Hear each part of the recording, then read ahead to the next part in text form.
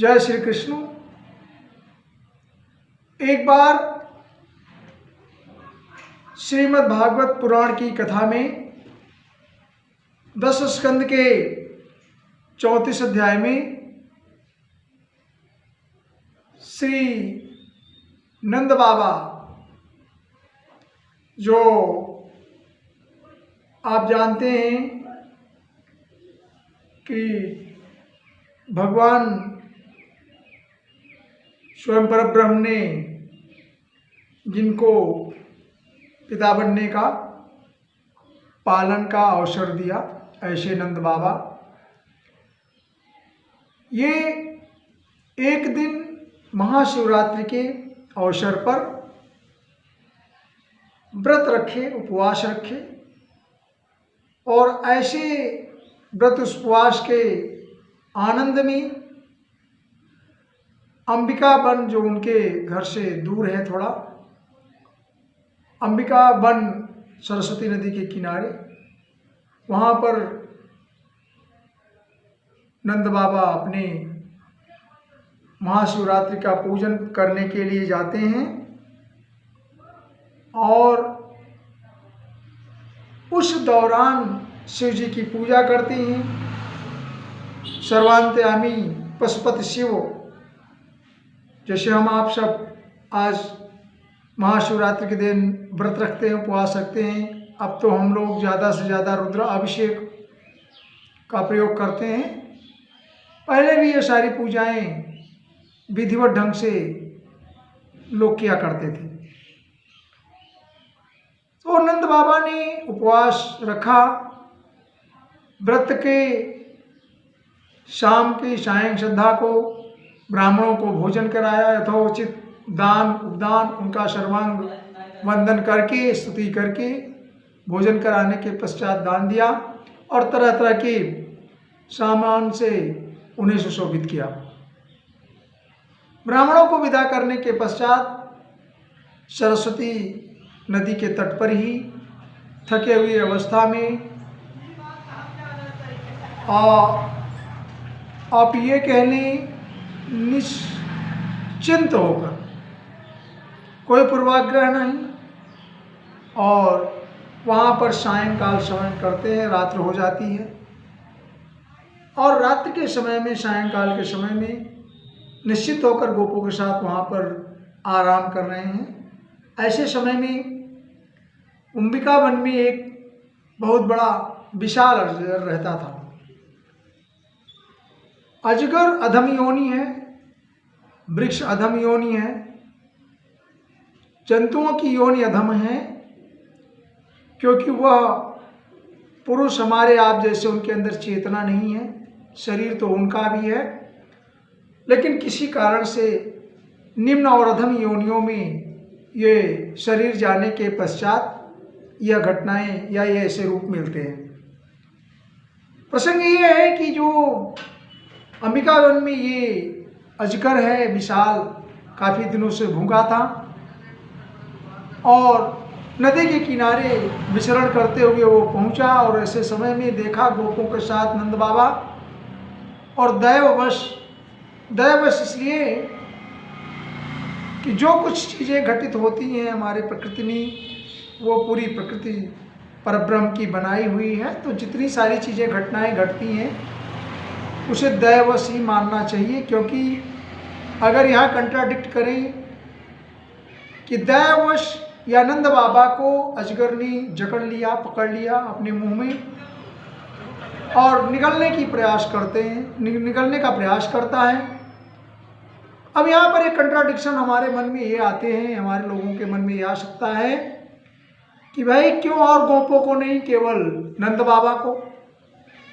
तो इसलिए दैववश कहा गया, क्योंकि प्रकृति जिससे जो काम कराना होता है उससे ही कराता है, और प्रकृति में करने कराने वाले सच्चिदानंद ईश्वरा परमा कृष्ण सच्चिदानंद विग्रह अनादिनार्द गोविंद सर्व कारण कारणम, भगवान की इच्छा से सारे कारण रचे जाते हैं और सारे कर्म होते हैं, और कौन फल भी उन्हीं के हाथ में होता है।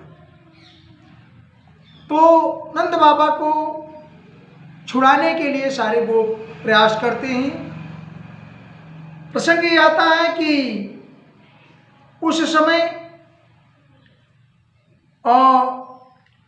कुछ तो और उपस्थित नहीं था। लुकाठियाँ, डंडे जिसे कहते हैं, जले हुए नदी के किनारे जले हुए लुकाठियाँ मिलती हैं, उसी से सभी गोप या सहयोगी उनके साथ वाले नंद बाबा को छुटाने का प्रयास करते हैं और प्रहार करते हैं अजगर के शरीर पर, परंतु उसे उसका कोई फर्क नहीं पड़ता।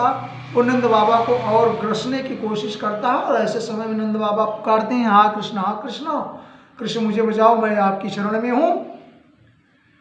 तो भगवान पुनः वहाँ पहुँचते हैं और अपने शरीर से, पैर से उसका स्पर्श करते हैं। स्पर्श करने पर भगवान के पांव पड़ते ही वह विशाल जो अजगर का शरीर था वह अति सुंदर शुभांग, या ये कह लें सुसज्जित सुसंगठित शरीर वाला एक नौजवान पुरुष उत्पन्न हो जाता है, या वो कहने के अजगर की शरीर से एक सुंदर स्वरूप वाला और सुडौल शरीर वाला, सर्वांग सुंदर जिसे कहते हैं, सब अंग उसके सुशोभित हैं, तरह तरह के आभूषण और मालाओं से सुसज्जित सज्जित है, ऐसा पुरुष उत्पन्न होता है और वो भगवान श्री कृष्ण के चरणों में प्रणाम करता है। देखिए यहाँ पर प्रसंग ये है कि भगवान को छूने से या उनके पैर के स्पर्श से अजगर की योनि के सारे अशुभ कट जाते हैं और वह सर्वांग सुंदर जो पहले से जिस योनि में था वैसा पुरुष बनता है। भगवान प्रश्न करते हैं, इंट्रोडक्शन पूछते हैं, आप कहते हैं कि आप कौन हैं? ऐसे दिव्य पुरुष, सर्वांग सुंदर पुरुष, आप कौन हैं? अब आप समझ सकते हैं कौन पूछ रहा है, परब्रह्म परमेश्वर परमात्मा श्री कृष्ण। तो क्या वो नहीं जानते हैं ओमनिशियंस प्रेजेंस, जो सर्वांतरयामी है, अंतर्यामी भगवान है, सर्वज्ञ है, सब जगह उपस्थित है, ऐसे चराचर परब्रह्म को पूछने की क्या आवश्यकता? क्योंकि उनको तो पता ही होगा ये कौन है। फिर भी यहाँ यह दर्शाया गया है महापुराण के माध्यम से कि भगवान उसके प्रश्न में जाते हैं, हु आर यू, ऐसा कहने के बाद वह स्वयं प्रश्न का उत्तर दे, जवाब दे, वो हमें आपके लिए परोक्ष है, जानने के लिए कि इंट्रोडक्शन जो दे रहा हो उस पर विश्वास होता है। भगवान बताते तो शायद हमें आपको विश्वास न होता, लेकिन वह स्वयं शरीर बताता है, वह पुरुष बताता है, वर्णन करता है अपनी पिछली योनि के याद का, और कहते हैं कि मैं भगवान, मैं सुदर्शन हूँ और मैं एक बहुत सुंदर विद्याधर था, मैंने ज्ञानी पुरुष था और हमारे कुछ निंदनीय कर्म हैं और एक बार मैं अपने विमान पर जा रहा था, निश्चित है मेरे पास श्री की उपस्थिति थी, लक्ष्मी थी और मैं बहुवैभवशाली, विद्वान, विद्याधर, चरित्रवान, सर्वांग सुंदर विमान से विचरण कर रहा था। ऐसे समय में विमान से चलते समय अंगिरास गोत्र के अंग ऋषि या अंगिरा गोत्र के ऋषि लोग वहाँ से उपस्थित या विचरण कर रहे थे। उनको देखकर मैंने उनका उपहास किया, उनकी निंदा की, उनकी हंसी उड़ाई, ठठोली मारी और उन्होंने क्रोधित होकर के मुझे यह श्राप दिया और मुझे अजगर योनि में जीवन ग्रहण करने का श्राप दिया। और यह श्राप की वजह से मेरा शरीर अजगर का रूप हो गया, धारण कर लिया और उनके कोप से, उनके श्राप से मुझे यह शरीर प्राप्त हुआ। उन्होंने कहा ये मेरी ही अपनी कर्म की परिणति है, मेरा कर्मफल है, मेरे पाप कर्मों का। तैरिमाम प्रापितो योनिम, ये जो योनि हमको मिली है, जो जगह मैं बना हूं, प्रलब्ध स्वेन पाप मना, मैं स्वयं का मेरा पाप है, या मेरे पाप का ही फल था जो मुझे यह अजगर जैसे शरीर मिली।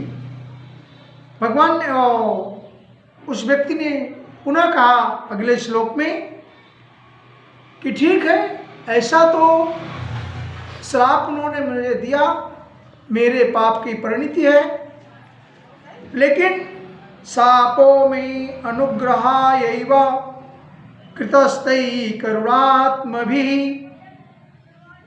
आगे कहता है वो पुरुष कि ये जो श्राप है ये उन कृपाल ऋषियों की कृपा ही है, उनका अनुग्रह ही है।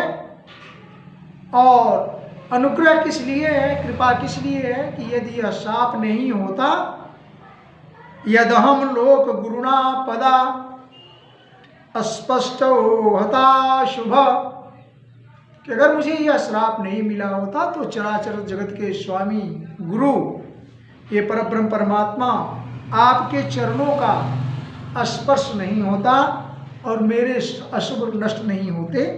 इसलिए मैं तो उन ऋषियों की यह कृपा मानता हूँ, उनका अनुग्रह है जो मुझे यह योनि मिली। योनि मिलने का कारण एक पाप था मेरा, लेकिन श्राप मिलने के कारण मेरा उद्धार होना था और हमें आप जैसे परब्रह्म परमात्मा के दर्शन होने थे। देखिए, भगवान के दर्शन से, भगवान के नाम स्मरण से, भगवान के चिंतन से, उनसे दुश्मनी करने से, उनको भजते रहने से तो लोगों को मोक्ष प्राप्त होता है। और मुझे तो आपने स्वयं स्पर्श किया, इसलिए मेरा सौभाग्य है। हमें उन तपस्वियों पर, ऋषियों पर महान कृपा का अनुग्रह है। इसलिए इसके पश्चात भगवान, देखिए, दो बातें यहाँ पर अपने को ध्यान देने की बात है। कल के पिछले वीडियो में आपने देखा था कि नारद जी ने भी श्राप दिया। नारद जी ने तमाम को श्राप दिया है। परब्रह्म परमात्मा विष्णु स्वयं श्री राम को उन्होंने श्राप दिया, नारद मोह में विष्णु को श्राप दिया, और नलकूबर और मणिग्रीव जो कि कुबेर के पुत्र थे, धन कुबेर लक्ष्मी जिनके पास होती हैं उसके अहंकार बढ़ जाते हैं। धन की 3 गति है, धन का उपयोग हो या धन का नाश होता है, और या तो धन का जो है ये कह लें दान होता है। 3 काम में धन आता है। धन का उपयोग होता है, धर्म कर्म आदमी करता है, अपने जीवन को चलाता है, दान दक्षिणा देता है, संसार के लोक कल्याण का कार्य करता है। धन का उपयोग है, भोग करता है।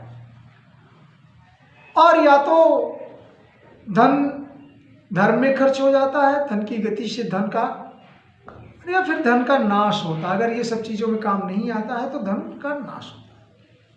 कैसे नाश होता है?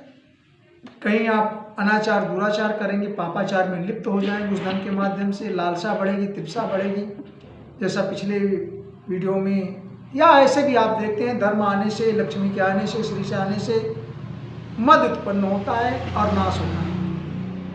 पोस्ट मिलने से, पद मिलने से भी आदमी को मद बढ़ता है, अहंकार बढ़ता है। क्योंकि अगर तपस्वी हो तो एक अलग बात है, संयमित हो तो अलग बात है, नहीं तो महिमा पाय काय मद नहीं, ऐसा भरत चरित्र में कहा गया है, आया है कि भरत में यह बात नहीं थी कि उनको राज तिलक होने के पश्चात भी तपस्वी भरत ही हो न राजमद, उनको राजमद नहीं था। बाकी तो सांसारिक लोगों के ऊपर अगर श्री, वैभव, ऐश्वर्य, पद, प्रतिष्ठा ये सारी चीज़ें प्राप्त हो जाए तो आदमी का अहंकार बढ़ना लाजमी है। महिमा प्रतिभा पाए काय मद नहीं, तो ये होता है। तो इस तरह से अगर कुबेर के बच्चों को, दोनों पुत्रों को मणिग्रीव और नलकूबर को अहंकार हुआ, तो उनके अहंकार होते होते जैसे उदाहरण के सुरा का सेवन करके और ये कह लें कि नारद का निरादर किया उन्होंने, तो उनको भी श्राप मिला। और श्राप मिलने के पश्चात उसमें भी ये अनुग्रह हुआ कि श्राप इसलिए कि अगले जन्म में भगवान ने पेड़ पौधों की जब योनि प्राप्त होती है तो उसमें भगवान ही उनका उद्धार करते हैं। आज के प्रकरण में भी ऐसा ही है कि भगवान स्वयं परब्रह्म परमेश्वर परमात्मा अजगर को, जो सुदर्शन पुरुष था, जो विद्याधर था, उसका उद्धार किया। तो दो बातें, तीन बातें जो भगवान के गुण हैं प्रकृति के, वो रजो, तमो और सत्य। भगवान के पार्षदों में भी कई बार यह वर्णन आया है कि रजो धर्म और रजो गुण दोनों में बहुत अंतर है। तो वाणी पर थोड़ा सा समान शब्द होने के नाते कभी कभी शब्द निकल आते हैं, तो उसके लिए क्षमा प्रार्थी हूँ। परंतु ये कि जो प्रकृति के गुण हैं उनमें इसमें बैलेंस होने पर, विक्षोभ होने पर सृष्टि की रचना होती है।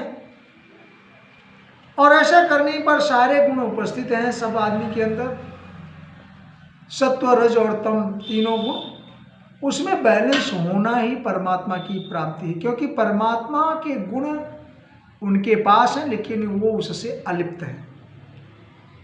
इस तरह से जितेंद्रिय होना सत्वगुण का परिचायक है, भगवान को भजना। और रज जब उपस्थित होता है तो श्री, लक्ष्मी, ऐश्वर्य, मद, माह, शासन प्रशासन, प्रतिभा, ये सारी चीजें आती हैं। इस तरह से जय विजय को भी जब भगवान के वो द्वारपाल रहे उस टाइम में भगवान के ये द्वारपालों को भी ऋषियों ने, ब्राह्मणों ने श्राप दिया। तो वो कालांतर में त्रेता में रावण, कुंभकर्ण और आगे चल के शिशुपाल आदि बन करके भटकते रहे योनियों में। कहने का आशय ये है कि सारे श्राप लोक कल्याण के निहितार्थ हैं। अगर भगवान को श्री नारद ने कभी अपने मोह के विरोध में श्राप दिया तो उसके कारण वो रावण और कुंभकर्ण और राक्षसों का नाश करने के लिए श्री रामावतार होता है। इसी तरह से अहिल्या को श्राप मिला तो अहिल्या के जब आप लास्ट एवरेज लक्षण देखते हैं तो भगवान श्री राम ने स्वयं उस पर बैठ के अहिल्या शिरा को ये कहते मुक्त किया। इसी तरह से सुदर्शन को भी अजगर की योनि में श्राप मिलने पर उन्हें कैसा रिजल्ट मिलता आप समझते। सबसे बड़ी बात यह है कि ऋषि हैं, तपस्वी हैं, ब्रह्म हैं, ब्राह्मण हैं, विद्वान हैं, ऐसे लोगों का जब मान होता है जिनके पास कुछ नहीं है, धन नहीं है, तम भी नहीं, ऋषि ब्राह्मण या ये कह लें कि कोई दुर्बल व्यक्ति हो, तो उनमें या देव हो, देवता हो, उनमें ये क्षमता नहीं है कि आपसे लड़ाई करें। वो हीन दीन कंडीशन भगवान को भजते रहते हैं। तो उनका अस्त्र सबसे बड़ा है और था श्राप या कोषना, कर्ष। उनके मुंह से निकली हुई वाणी शक्ति होती है। क्यों? क्योंकि वो परमात्मा को अंततः भजते रहते हैं। तो उनके मन से जो बात निकल जाती है, जो निकल जाती है, जो पुकार निकल जाती है, वो श्राप का रूप धारण कर लेती है। तो अगर ऐसा कभी आपके सामने ये समस्या आती है तो पहले तो आप धन का मद न करें, मोह न करें, अहंकार न करें, और अगर कर लेते हैं, कभी ऐसी मुश्किलें आती हैं, किसी से आपका दुराभाव हो जाता है, किसी के मुंह से अनाप शनाप और आपका कष्ट निकलता है, तो उसके पीछे निहितार्थ समझें। निश्चित है आप संयमित होंगे और आपकी कभी न कभी विजय होगी, भगवान की कृपा होगी। यह संदेश है कि सांप से उसके पीछे निहित अर्थ सिर्फ यह होता है कि लोक कल्याण, आपका कल्याण और सृष्टि का कल्याण होता है। ऐसी ये सारी कथाएं हमें आपको दर्शन देती हैं, शिक्षा देती हैं। जय श्री कृष्ण।